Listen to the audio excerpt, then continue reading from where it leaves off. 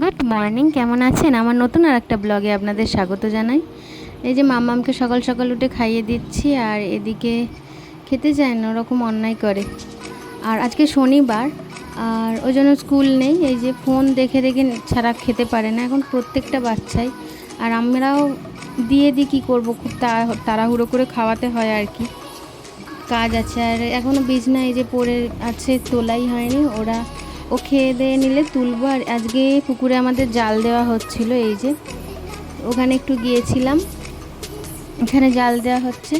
মাছগুলো এখনও তেমন বড় হয়নি, তাই ছেড়ে দেওয়া হবে। যেগুলো নেওয়া হবে, আর সেগুলো বাদবাকিটা ছেড়ে দেওয়া হবে। ওই জন্য অর্ধেক চলে যাচ্ছে। এই যে তেমন বড় হয়নি মাছগুলো, সবে একটা বছর হলো। মাছগুলো বড় হতে একটু টাইম লাগবে। আর এরা তো একদমই টাইম পায় না দেখাশোনা করার আর কি, খাওয়ার দেওয়ার, এগুলো টাইম হয় না। তাও যখন সময় পায় রবিবার করে দেয়। এই যে বেশিরভাগ মাছ ছেড়ে দেওয়া হবে, যেগুলো নেওয়ার মতো সেগুলো নেওয়া হবে, বাকিটা ছেড়ে দেওয়া হবে।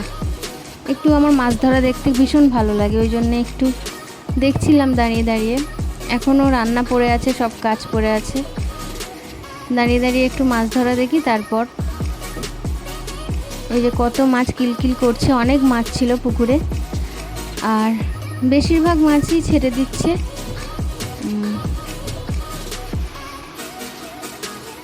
আমাদের পুকুরে অনেক মৌরলা মাছ হয়েছে, মৌরলা মাছগুলো নিতে বলেছি। মৌরলা মাছ খেতে আমার ভীষণ ভালো লাগে, মৌরলা মাছগুলো নেওয়া হবে। আর এই যে বাটা মাছগুলো নেওয়া হবে। বাটা মাছে আমাদের বাড়িতে তেমন খুব একটা কেউ খেতে চায় না বলতে ভাজা খেতে চায় সবাই, ভাজা খেতে খুব ভালোবাসে, কিন্তু অন্য কোনো কিছু তেমন খেতে চায় না। ওই যে বাটা মাছগুলো বেছে বেছে নেওয়া হচ্ছে, তার বাকিটা ছেড়ে দেওয়া হবে। বড় হয়নি তো তেমন, আবার কিছুদিন পর জাল দেওয়া হবে। মাছকে খাবার দিতে হবে অনেক করে, খাবার অনেক কম হচ্ছে বলছে। তো আমি এসব ব্যাপারগুলো মোটেও বুঝি না, ওরা বোঝে, ওরা করবে। আর আমি এবার যাব, গিয়ে রান্নাবান্না করব। এই যে বালতি ভর্তি হয়ে গেছে বাটা মাছে একদম। আমার খুব মজা হয় মাছ ধরা দেখতে। যখন ছোট ছিলাম তখন আমাদের পুকুরে ওরকম মাছ ধরা হলে আমি দাঁড়িয়ে দাঁড়িয়ে দেখতাম। আর ছিপ নিয়ে অনেকবার মাছ ধরার চেষ্টাও করেছি, কিন্তু পারিনি। আর ছিপ ধরার নেশা মামামের বাপিরও অনেক আছে, কিন্তু সময়ের অভাবে দিতে পারে না ছিপ নিয়ে।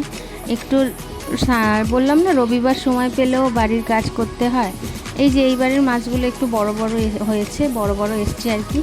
এইগুলো মৃগেল মাছ, রুই মাছ ছিল, কাতলা মাছ ছিল এইগুলো।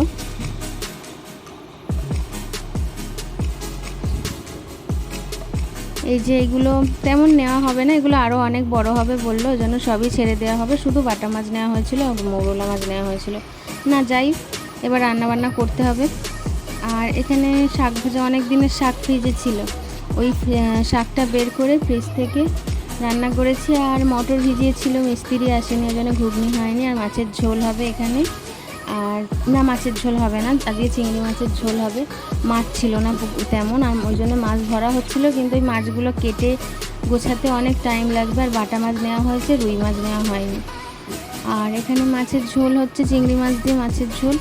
অনেকে সবাই মালাই নাক সিটকোয় চিংড়ি মাছ দিয়ে আর ঝিঙে দিয়ে মাছের ঝোল খেতে, কিন্তু সবসময় বাড়িতে মালাইকারি হ্যান ত্যান ওসব খাওয়া তো সম্ভব হয় না। এবার ছেলেরা কী দিয়ে খাবে এটাও ভাবতে হয়, যে কিছু দিয়ে তো খাবে, মালাইকারি দিয়ে তো খেতে পারবে না সমস্ত ভাত। তো রান্না হয়েছিল এখানে শাক ভাজা, মাছের ঝোল, আর একটা ইলিশ মাছের মাথা দিয়ে সবজি তরকারি করেছিলাম। আর বাটা মাছগুলো যেহেতু ছিল, এবার ওটা কেটে ধুয়ে আনতে বলল যে দেরি হবে। তো আর মামামের বাপি বলল তাহলে টাটকা বাটা মাছ কিছুটা ভাজবে। আর মাছের ডিমও হয়েছিল, ওই মাছের ডিমগুলো বের করে একটু বড়া করছিলাম। মাছের ডিমের বড়া খেতে বেশ ভালোই লাগে।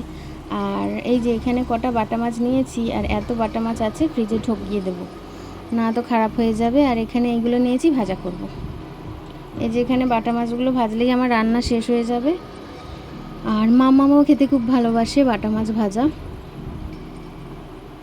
আর এখানে এই যে মেনুতে শাক ভাজা, বাটা মাছ ভাজা, ইলিশ মাছের মাথা দিয়ে সবজি চচ্চড়ি, চিংড়ি মাছের ঝোল, আর মাছের ডিমের ভাজা, এইটাই রান্না হয়েছিল আজকে। খেয়ে নিই। আর এখন দই খাচ্ছে বাপি আর ও, আমিও খাচ্ছি একটু একটু। ওই যে ওকে দিতে যাচ্ছি, ও খাবে না, বলছে আমার আইসক্রিম হলে আমি তাহলে খেতাম, আমি দই খাবো না। অন্যায় করে মাঝে মাঝে, এক একদিন খায় এক একদিন খায় না।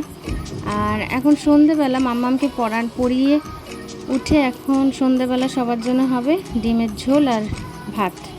ভাত হবে না, রুটি হবে আর ভাতও হবে। যারা ভাত খাবে ভাত খাবে, যারা রুটি খাবে রুটি খাবে। আমি রুটি খাই। এই যে ডিমের ঝোল, আর এখানে আমার মাম্মামের খেলাঘর তৈরি হচ্ছে, বায়না করছিল অনেক দিন ধরে। এটা মাম্মামের শুধু না, আমারও খেলাঘর এখানে তৈরি করছে। এই বাড়িটা অনেক দিন ধরেও বানাচ্ছিল আমি আরও। তো সবাই ভালো থাকবেন, টাটা, সুস্থ থাকবেন, টাটা।